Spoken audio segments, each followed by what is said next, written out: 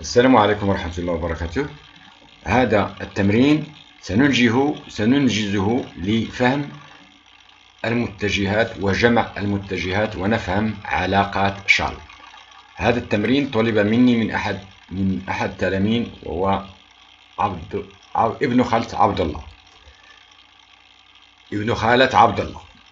سنقوم بإنجاز هذا التمرين لفهم المتجهات، وكذلك فهم معنى الإزاحة، متى نستعمل الإزاحة ومتى نستعمل متوازي الأضلاع لجمع المتجهاتين. سنقوم بحول الله بإنجاز أول تمرين، وهو أنقل الشكل التالي. سننقل هذا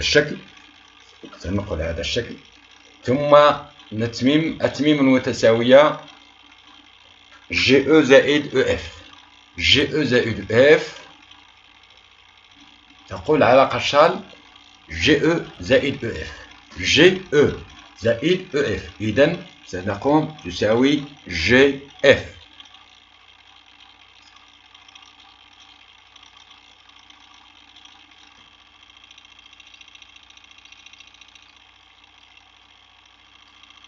زائد EF.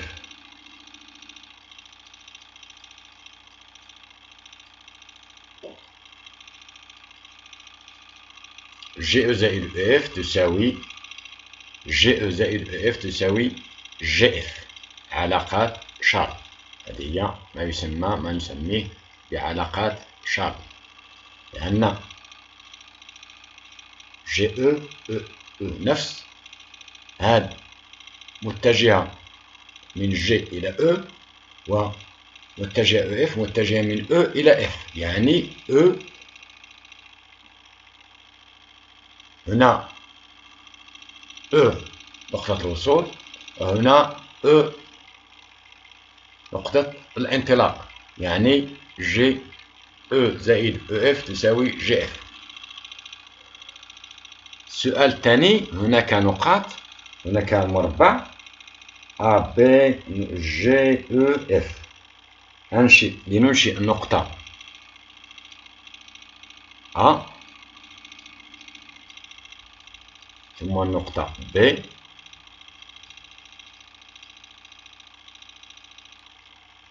ثم النقطة G،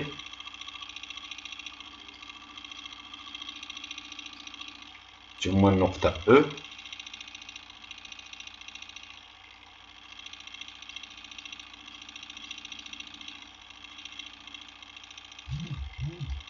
ثم النقطة F.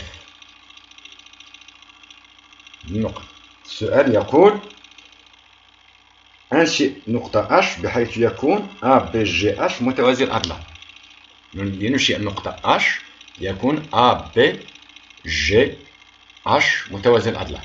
يعني لكي يكون ABGH متوازي الأضلاع سننشئ مستقيم مار من G ومتوازي مع AB. ننشئ مستقيم مار من G ومتوازي مع مستقيم AB.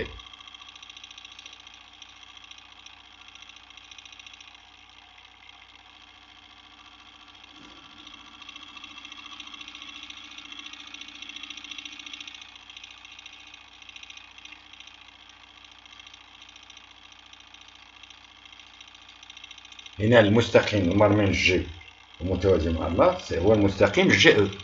إذا المستقيم GE. ثم ننشئ مستقيم آخر متوازي مع BG ومار من A. متوازي مع BG ومار من A. إذن ستكون النقطة H هي صورة للنقطة E ب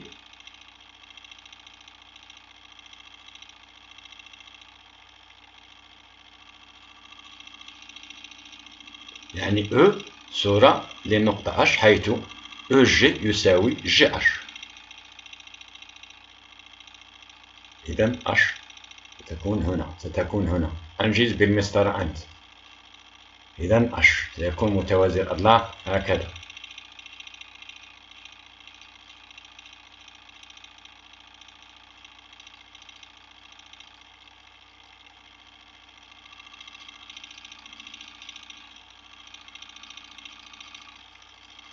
A B G H. إذا E sera les H عفوا sera les E B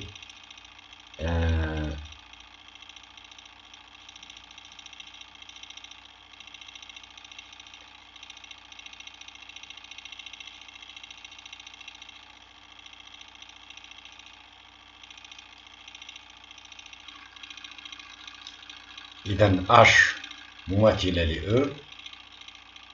E بمركز تماثل G أو محور تماثل ب G.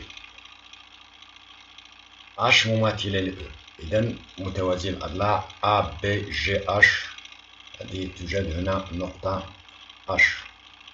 إذا السؤال الموالي: أنشئ المتجهة AB زائد AG. أنشئ المتجهة AB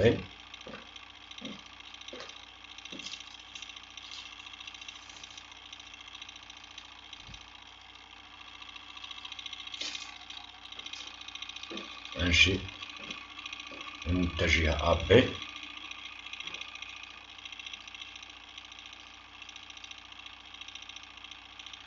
زائد AG.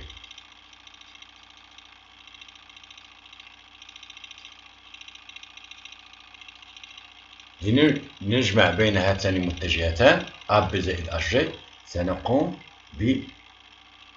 ماذا نلاحظ؟ نلاحظ بأن AB EG متوازي الأضلاع، لأن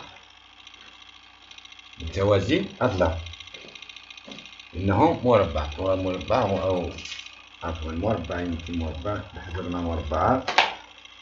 إذا هذا AB EG متوازي الأضلاع. إذا المتجهة AG AB بإزاحة E صورة ل B بإزاحة AG كذلك.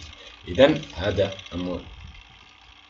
متوازي AB EG متوازي الأضلاع. إذا AB زائد AG تساوي AE.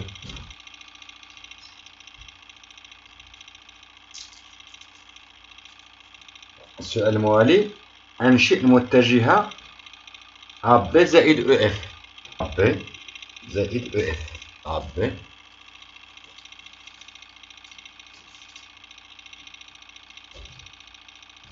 زائد EF.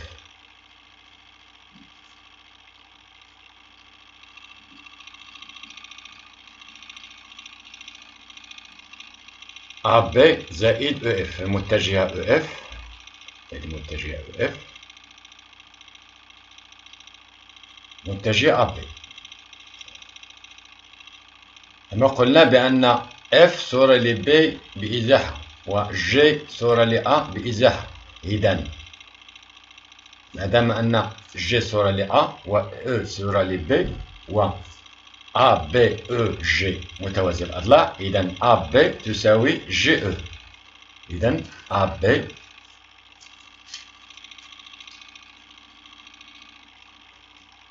تساوي G E.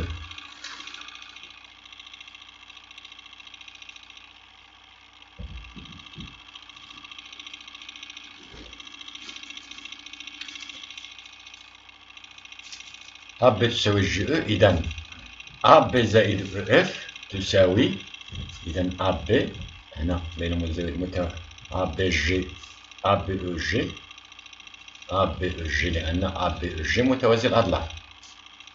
A B E G متوازي أضلاع.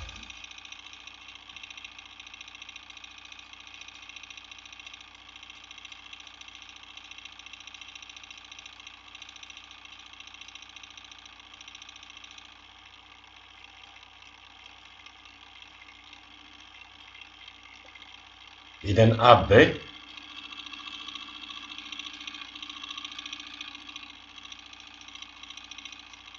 زائد E F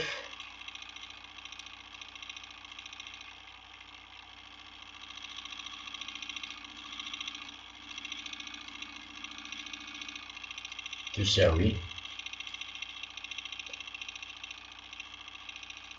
G E زائد او اف جي او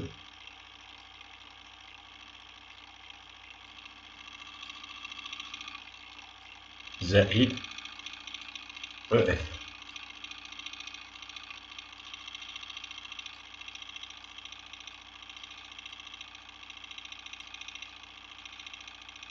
إذا هنا ماذا نقول؟ هنا علاقة شرط جي او زائد او اف تساوي جي اف. جي اف تساوي جي اف. جي اف.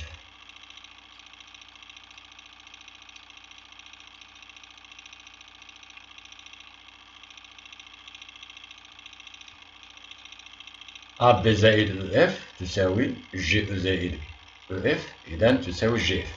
إذا المتجهة ا بي زائد او اف تساوي جي اف. هذه هي ا بي زائد او اف. ا بي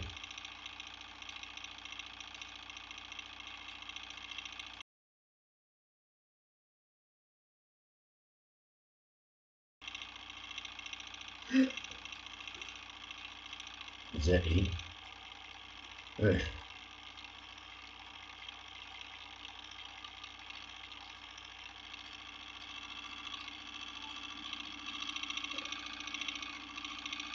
ملاحظة بأن جي أ هي صورة كذلك لجي بإزاحة، و ب صورة لإف لأو بإزاحة. إذا صورة إف بريم صورة لإف بإزاحات إف بي.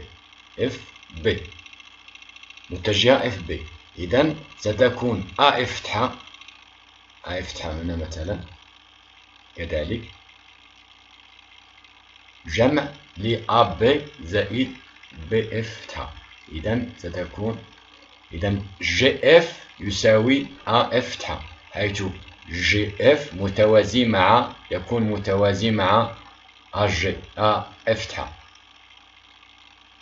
أ إف فتحة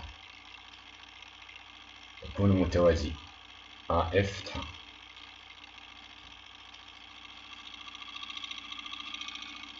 إف فتحة. إذا أ بي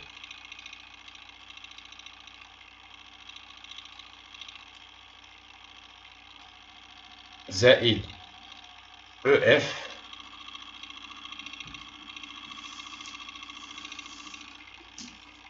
يساوي جي اف.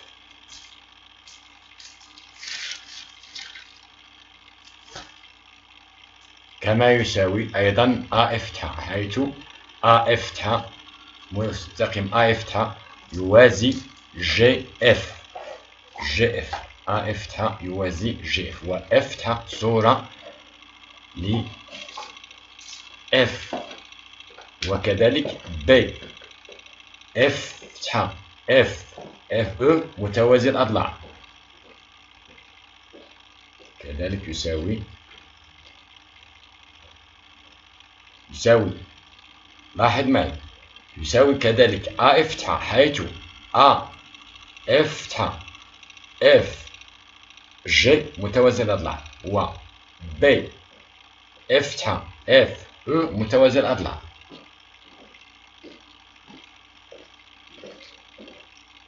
ثالثا بين أن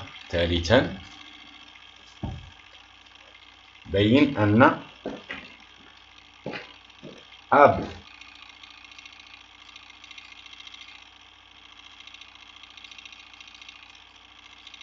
أن أ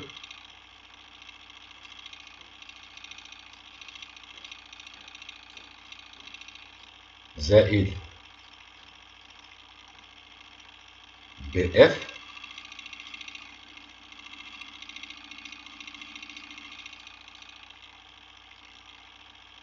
يساوي أ اف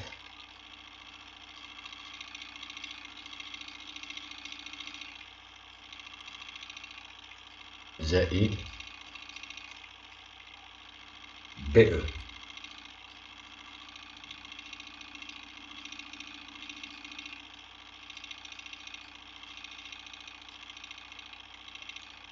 لدينا اف او. اف او متجهة اف او نكتبوها على شكل متجهتين، يعني اف ا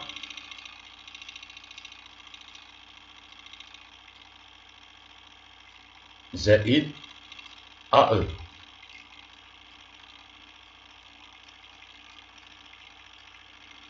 وكذلك اف او تكتب كذلك على شكل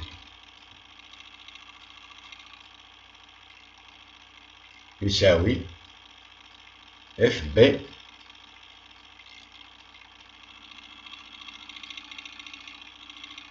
زائد بي او.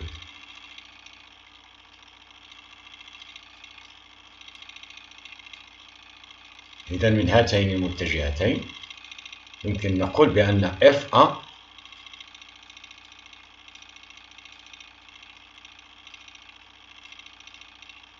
زائد ا او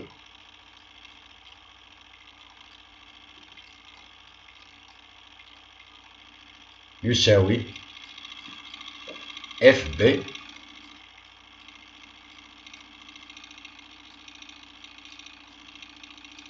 زائد بي او. هذه خاصية علاقات شال، استعملنا علاقات شال في إذن وبالتالي اف ا أو وبالتالي ا او نكتب بالتالي ا او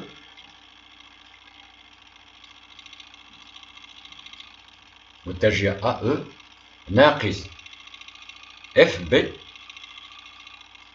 ناقص اف بي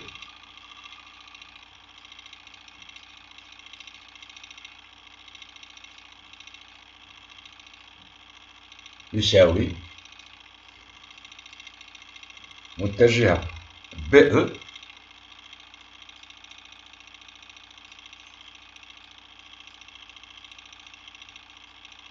ناقص اف ا.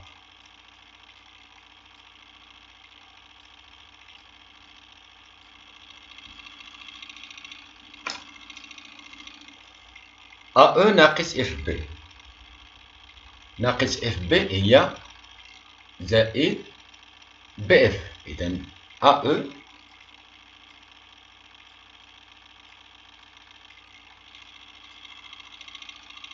زائد بي اف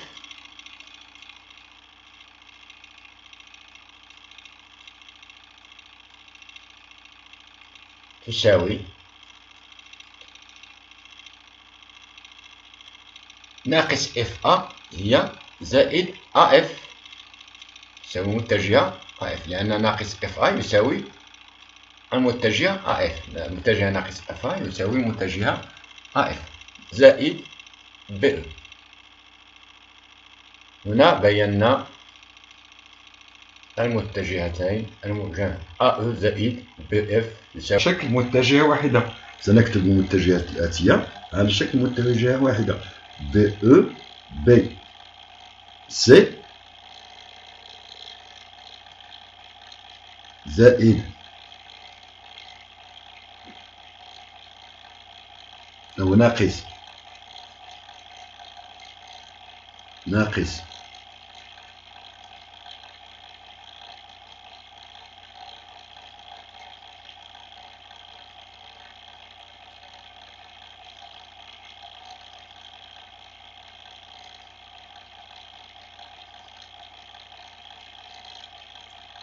بي سي ناقص بي ا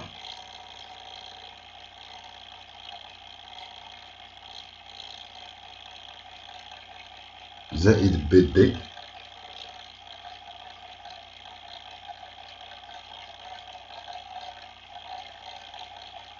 ناقص بي سي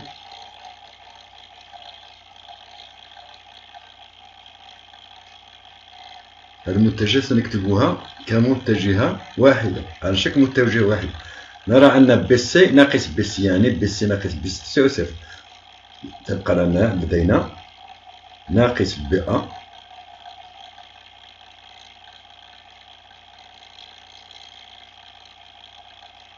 زائد بي دي.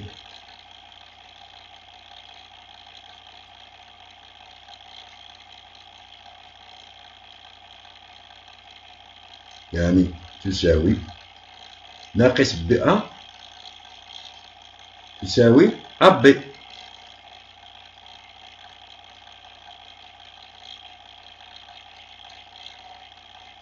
زائد بي دي.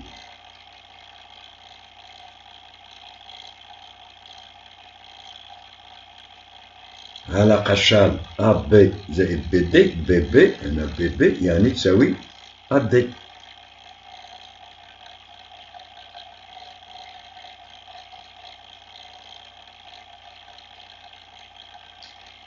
والتجعة هذه ألف، هذا ألف،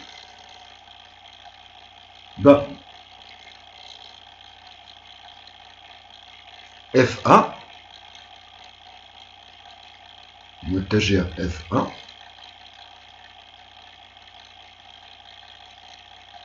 زائد بي أو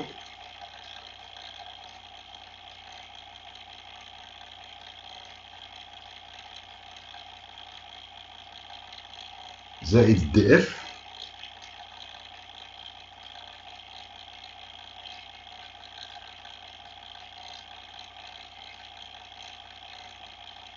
زائد أ بي زائد سي دي زائد سي دي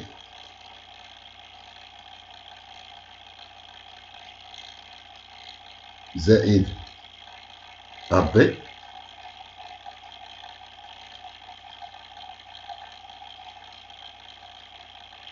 زائد أو سي.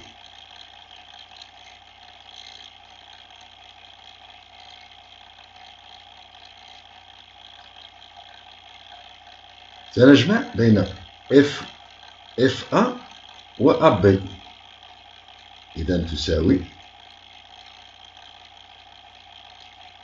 اف أ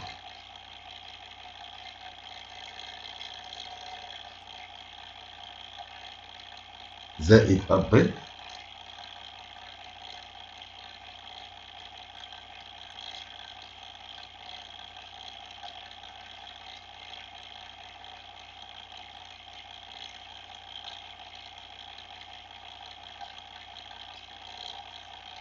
اف أ زائد أ بي بي أو زائد أو سي. بي أو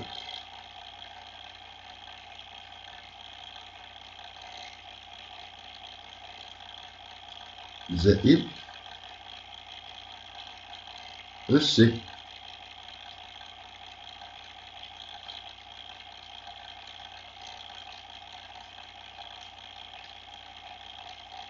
بي أو زائد أو سي قلنا باقي دي اف زائد سي دي، يعني سي دي زائد دي اف زائد سي دي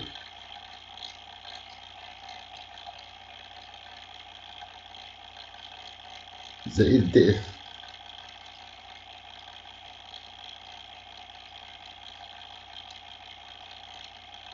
تساوي اف أ زائد أ بي تساوي اف بي.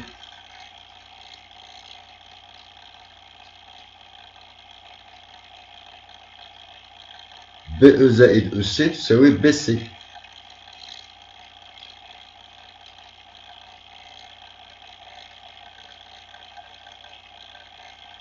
سي دي زائد دي اف تساوي سي اف.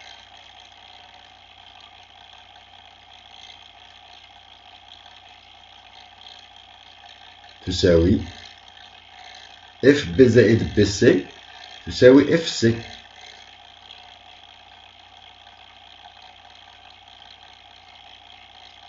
زائد سي اف متجهة المتجهة سي اف. اف سي زائد سي اف تساوي متجهة منعدمة، يعني تساوي نكتبوها على شكل اف تساوي اف اف متجهة اف اف تساوي صفر المتجهة منعدمة، يعني اف سي ناقص اف سي، اف سي ناقص اف سي، لأن سنكتب سي اف على شكل اف سي تساوي متجهة منعدمة. بالنسبة لسؤال آخر جيم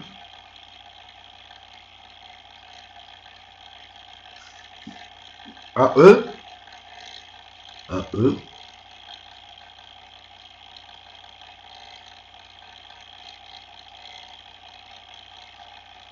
زائد EC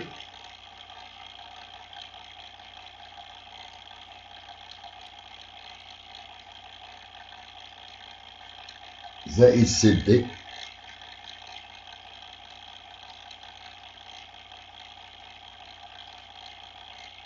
زائد DA زائد DA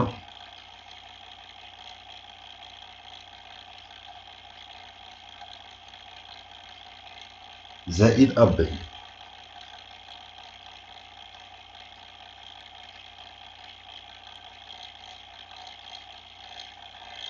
تساوي AE زائد EC تساوي AE زائد EC تساوي AC.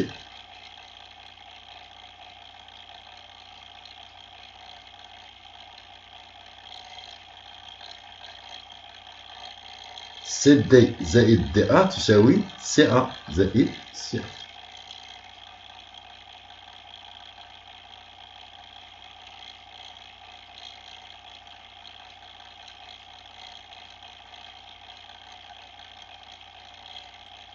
زائد AB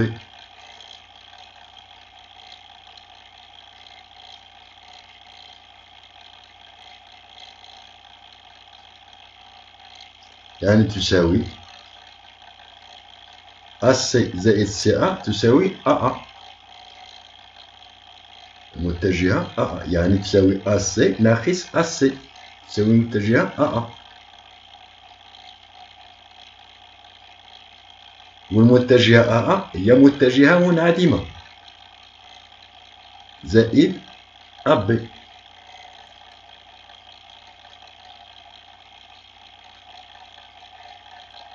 يعني تساوي صفر متجهة منعدمة صفر زائد AB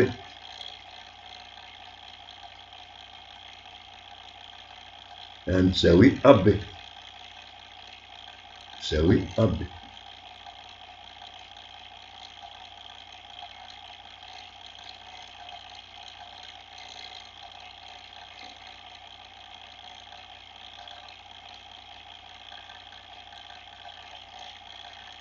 ها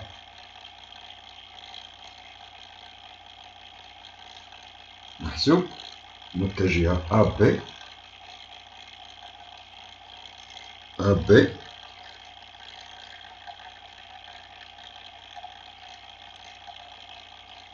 زائد عفوا ناقص DB ناقص DB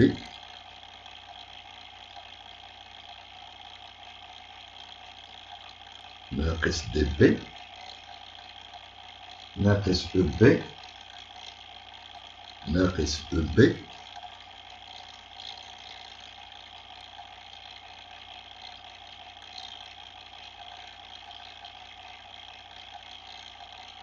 زائد DA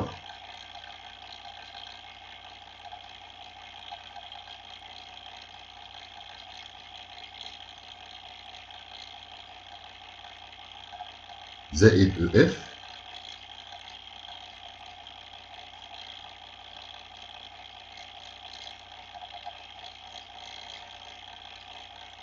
ناقص AF.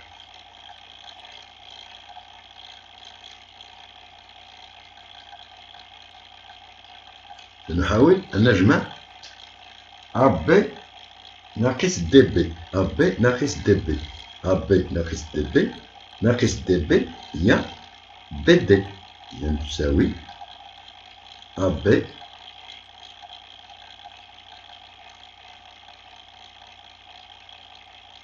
ناقص DB زيان زائد BD.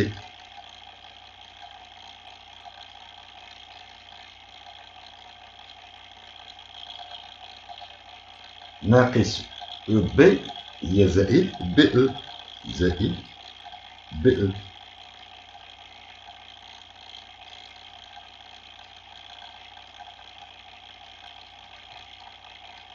زائد دي ا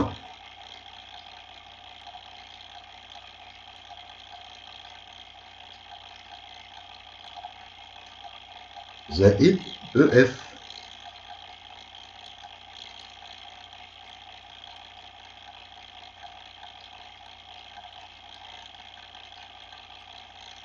ناقص ا اف هي زائد اف ا.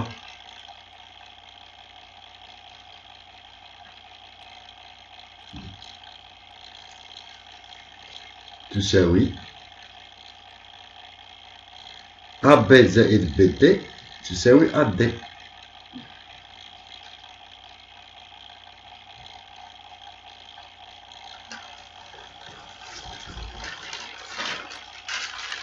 تساوي ا دي. بي او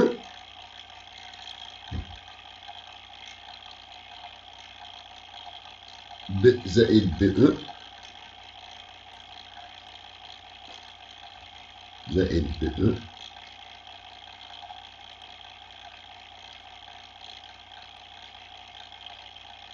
متجهة بي او زائد المتجهة دي ا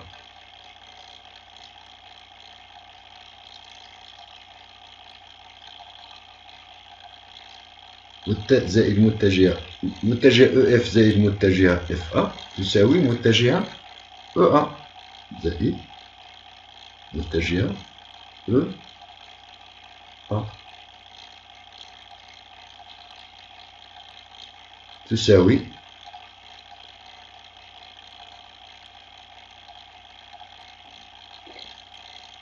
ا دي. ا دي زائد دي ا، يعني دي ا زائد ا دي.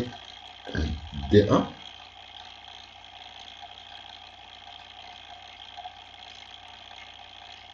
زائد ا دي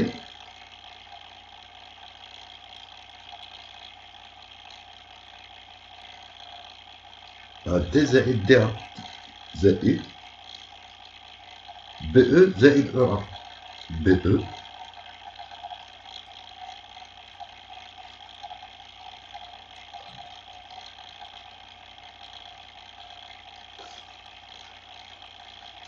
زائد او ا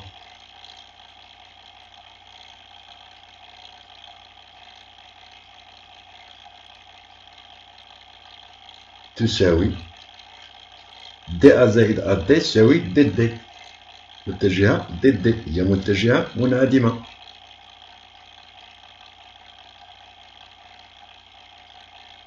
زائد بي او زائد او ا تساوي بي ا،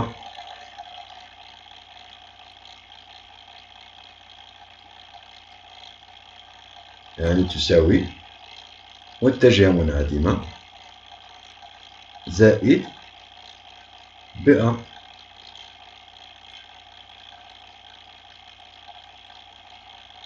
تساوي ناقص ا بي، ناقص متجهة ا بي.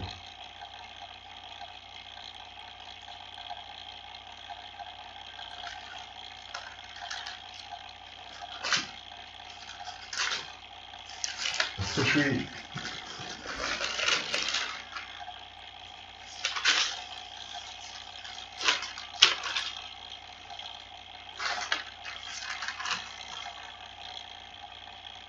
الأخير هنا لدينا لتكون أ بي و سي و أ و بي و سي و دي نقاط في مستوى أ بي و سي نقاط في المستوى أ بي أ و بي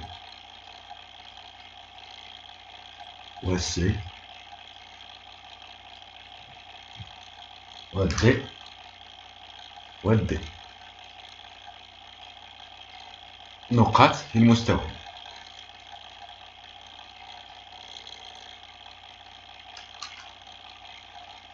نقطا من المستوى.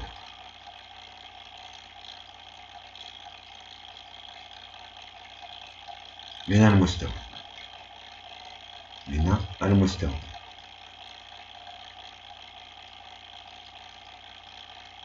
A و B و C و D نقط من المستوى.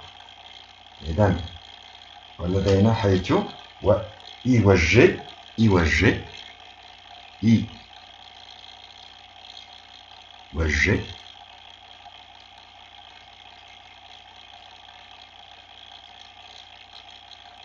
I و G نقطتين، حيث نقطتين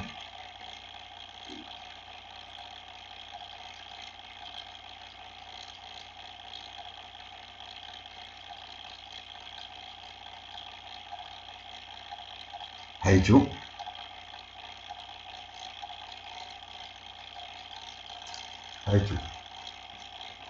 AG تساوي AB، AG متجهة AG تساوي متجهة AB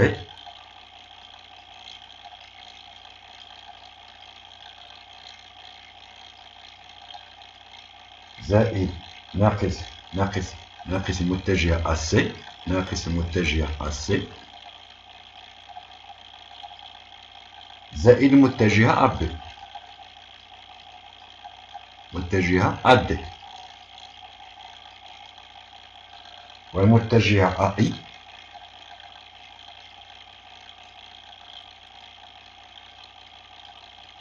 تساوي المتجهة AC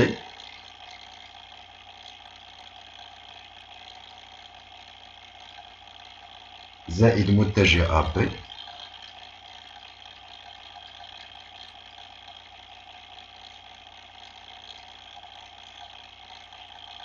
زائد متجهة AD.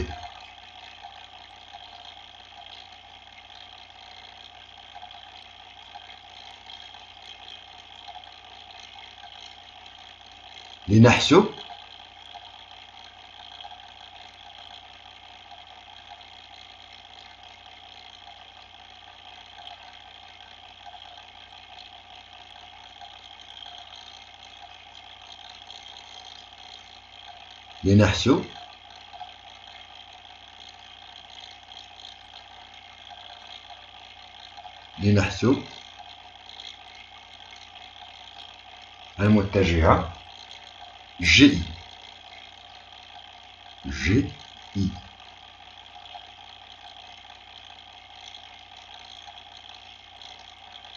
لدينا GI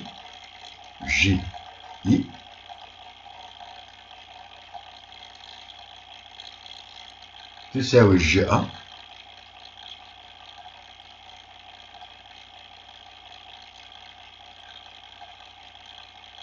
زائد AI.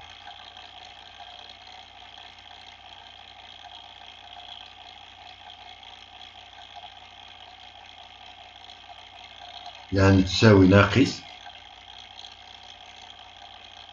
AG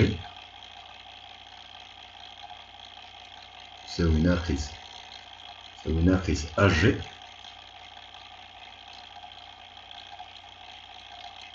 زائد AI.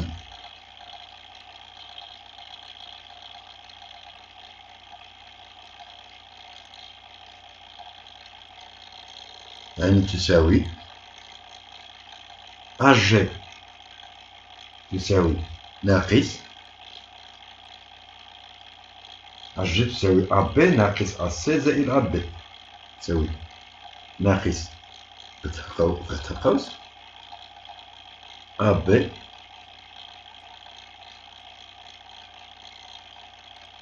ناقص AC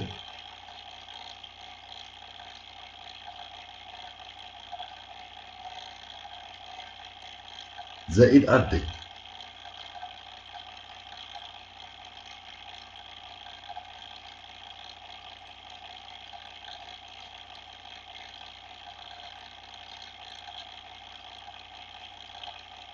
زائد AI تساوي AC زائد AB زائد AB زائد AI التي تساوي AC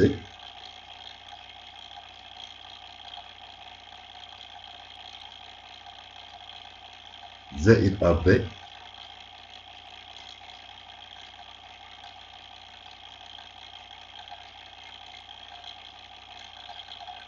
زائد AB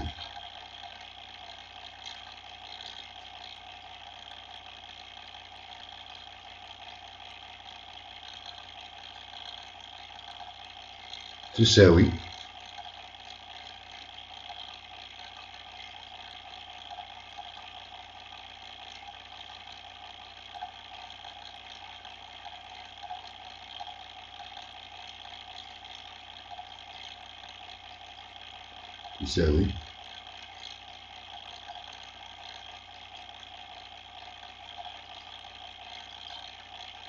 تساوي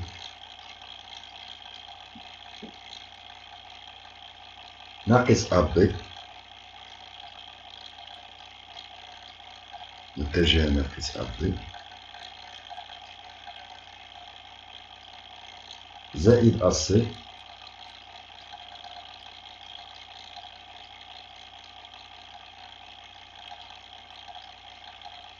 ناقص AB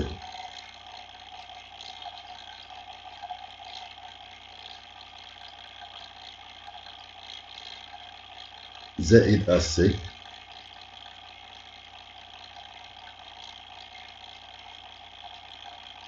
زائد AB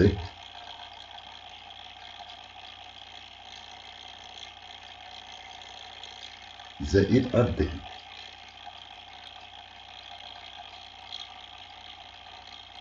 ناقص AB زائد AB تساوي صفر. ناقص AD زائد AD تساوي صفر، يعني تساوي 2 AC تساوي 2 المتجهة AC.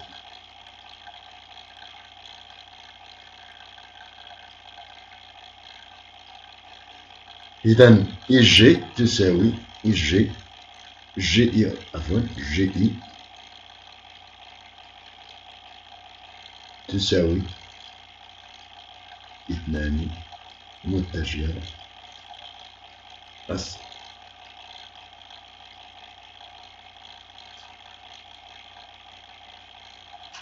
بما أن متجهة جي تساوي 2 AC و2 عدد حقيقي، إذا تكتب على شكل جي تساوي ك فوا أي. إذا نقول بأن المتجهتين، نستنتج بأن نقول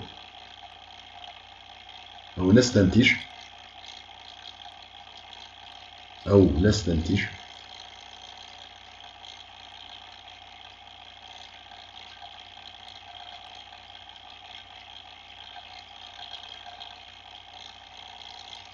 بأن المتجهتين AC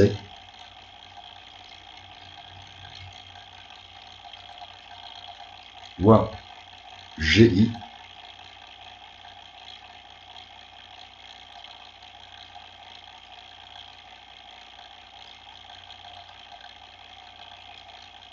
مستقيمتين. مستقيمتان.